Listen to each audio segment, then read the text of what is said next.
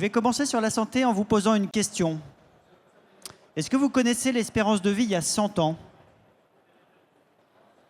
Mais en 1924, l'espérance de vie, c'était à peu près 40 ans. Ce qui veut dire que dans cette pièce, dans ce grand hall, la plupart d'entre vous seraient soit au bout de leur vie, soit quasiment pas là.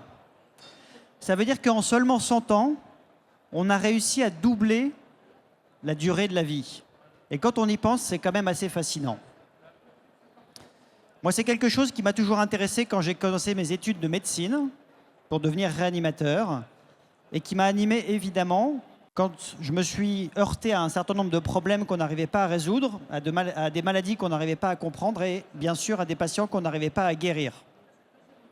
Je m'appelle Antoine Tenière, je suis réanimateur et je dirige aujourd'hui un des plus gros centres au monde d'innovation numérique pour la santé qui s'appelle Paris Santé Campus et qui imagine justement des solutions tous les jours pour arriver à résoudre les problèmes auxquels on se confronte dans la santé. Alors comment est-ce qu'on a fait pour allonger de 2 fois le temps de vie, l'espérance de vie de chaque citoyen en France? Eh bien, c'est tenu beaucoup grâce au progrès scientifique et technologique. Alors je sais que certains, aujourd'hui, doutent un petit peu de ces progrès-là, la question de la foi ou de la croyance ou de la confiance dans la science, et pourtant ces progrès, ils sont bien réels. Ils sont bien réels et ils ont des conséquences tout à fait pratiques. Si je prends des exemples, vous avez tous vécu un événement qui a été marquant pour l'ensemble de la planète, qui est la crise Covid. Regardons ensemble le temps qui a été nécessaire pour comprendre et diagnostiquer l'agent infectieux qui était en cause, ce coronavirus. On a mis moins de 3 semaines pour trouver la bactérie, le virus, qui était en cause dans cette épidémie de Covid. Et si on remonte un petit peu en arrière sur une autre épidémie, Ebola ou le VIH par exemple, il a fallu plusieurs années pour comprendre quelle était l'origine de cette maladie et quel était l'agent qui causait cette maladie, notamment le virus VIH pour le sida. C'est des temps qui se raccourcissent à chaque fois et au fur et à mesure que le progrès nous permet d'aller plus loin. Alors vous allez me dire, diagnostiquer et comprendre, c'est intéressant, mais ce qui m'intéresse moi, c'est de pouvoir traiter. On peut faire la même comparaison. Pour le Covid, vous savez qu'on a mis moins d'1 an à produire des vaccins de nouvelle génération et surtout à les rendre disponibles pour l'ensemble de la planète. C'est tout à fait unique. Là aussi, si je prends l'exemple du VIH, il a fallu plusieurs années après la découverte du virus pour mettre au point des premiers traitements qui permettaient de stabiliser la maladie, mais pas de la guérir. Et on ne sait pas aujourd'hui comment l'éradiquer complètement. Donc là aussi, c'est du temps de gagner. C'est 50 fois plus rapide pour la découverte du vaccin pour le Covid que pour les premiers traitements pour le VIH. Et ce temps de gagner, c'est évidemment des vies sauvées. Je pourrais multiplier les exemples. Et ce que je peux vous dire, c'est que ces progrès scientifiques et technologiques, ils nous permettent d'affirmer de façon claire que dans les 50 dernières années, que ce soit dans la biologie, la génétique ou beaucoup d'autres domaines, on a fait plus de grandes découvertes pour la médecine que dans les 2000 dernières années. Et ce progrès, il va continuer à s'accélérer, on va en dire un petit mot. Alors qu'est-ce qui a changé? Pourquoi est-ce qu'on arrive à aller plus vite, plus loin, plus fort dans ces découvertes? D'abord, on est capable d'avoir des éléments qui nous permettent de diagnostiquer, de comprendre les maladies de façon beaucoup plus rapide et beaucoup plus précise.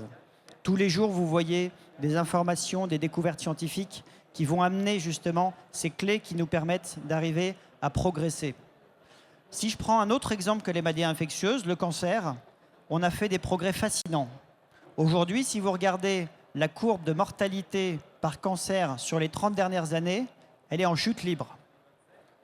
Si vous prenez par exemple le cancer du sein, il y a plus de 90% de survie à 5 ans, ce qui n'était jamais arrivé auparavant. Alors ça ne veut pas dire qu'on sait tout résoudre, notamment dans le cancer du sein, il y a encore la fameuse énigme des cancers qu'on appelle les triples négatifs, qui sont un vrai fardeau pour la santé de la femme. Mais de façon générale, on arrive à progresser de façon extrêmement importante. On peut prendre d'autres exemples, notamment en radiologie. On arrive aujourd'hui, toujours dans le cancer du sein, à partir d'une simple mammographie, à avoir des outils qui nous permettent de prédire l'apparition sur des petites lésions qu'on n'arrive pas forcément à voir à l'œil nu, qui nous permettent de prédire l'apparition d'un cancer à 5 ans. Aujourd'hui, quand on fait une mammographie, on cherche des lésions qui peuvent être cancéreuses. Demain, quand on fera une mammographie, on va chercher des lésions prédictives de cancer. Donc c'est un changement d'échelle et de concept et de cadre qui est tout à fait intéressant. Tout ça s'est rendu possible par l'évolution des progrès sur le XXe siècle notamment. Vous avez tous connu les progrès de la biologie, on l'a appris à l'école. Vous avez tous connu les progrès de la génétique. Là aussi, certains d'entre vous l'ont appris au collège, au lycée, etc. Et évidemment, ce qui va être l'élément déterminant aujourd'hui de ces progrès dans la santé, sans trop de surprise, c'est le numérique et notamment l'intelligence artificielle. À la fois parce que ça va permettre d'aller plus vite, plus loin, d'être plus performant dans ce qu'on fait aujourd'hui, mais surtout parce que ça va nous permettre d'ouvrir des nouvelles portes. Si je prends un autre exemple dans le cancer, on est capable aujourd'hui, avec l'analyse à partir d'intelligence artificielle du génome de certaines tumeurs, de classer des tumeurs qu'on n'arrivait pas à diagnostiquer auparavant. Chez 10% des patients qui ont un cancer, on ne sait pas d'où vient ce cancer et donc on ne peut pas le traiter.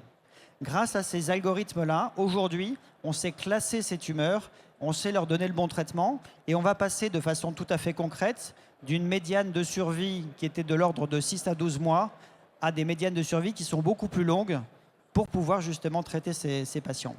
Et ça, c'est tout à fait fascinant. Alors pour développer ces outils d'intelligence artificielle dans la santé, on va avoir besoin de 3 choses. On va avoir besoin de données, on en a parlé tout à l'heure. On va avoir besoin de capacités de calcul et on va avoir besoin d'algorithmes et d'expertise. Et la bonne nouvelle, c'est qu'on a tous ces éléments en France et en Europe. Et je vais reprendre les propos de Thierry Breton. On a la possibilité de créer nos propres modèles, de continuer l'héritage qui est le nôtre dans la santé et d'être vraiment une nation déterminante sur ces sujets-là. Alors, qu'est-ce qui va se passer demain? Ce qui va se passer demain, c'est une accélération continue de ces progrès-là.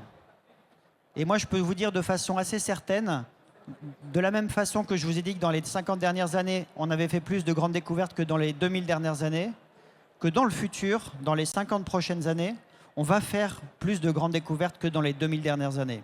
C'est ça l'accélération du progrès. Et pour ça, on va avoir besoin de l'intelligence artificielle. On va aussi avoir besoin de travailler tous ensemble. Chercheurs, étudiants, entrepreneurs, industriels, institutions, investisseurs. C'est tous ces écosystèmes qu'il faut qu'on arrive à faire travailler ensemble à l'échelle française et à l'échelle européenne pour arriver à aller au bout des potentialités de ces nouvelles technologies. Alors, avec tous ces éléments-là, moi je suis tout à fait confiant parce que les problèmes que j'ai connus quand j'ai appris la médecine à la faculté, à l'hôpital, etc., qui sont déjà en partie résolus aujourd'hui, le seront complètement. Je suis tout à fait confiant parce que ça veut dire que les prochaines épidémies qui vont arriver, parce qu'il y en aura d'autres, on aura la capacité très rapidement de pouvoir diagnostiquer et traiter. On aura la capacité de pouvoir comprendre et faire face aux nouvelles menaces beaucoup plus rapidement. Et ça, on pourra le faire si on arrive à travailler ensemble.